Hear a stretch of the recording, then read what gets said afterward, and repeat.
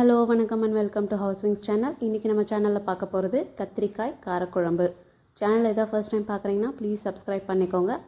வாங்க வீடியோக்குள்ளே போகலாம். இது பண்ணுறதுக்கு நான் சின்ன வெங்காயம் வச்சுருக்கேன்.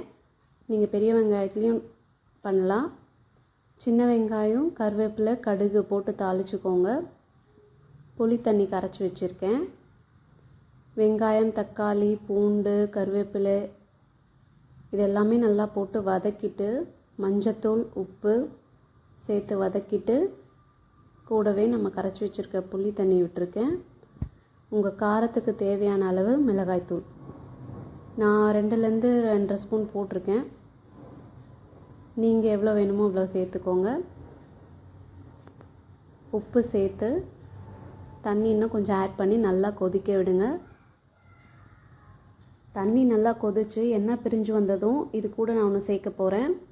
மிளகு, ஜீரகம், சோம்பு, வெந்தயம் இது 4ஐயும் வறுத்து பொடி பண்ணி வச்சுருக்கேன். ஸோ அந்த பொடியை கொஞ்சம் சேர்த்துட்டு கிளறி விட்டுக்கோங்க. கூட ஒரு 5 மினிட்ஸ் கொதிச்சா போதும். கத்திரிக்காய் காரக்குழம்பு ready. Thank you friends. Thank you for வாட்சிங். Please subscribe.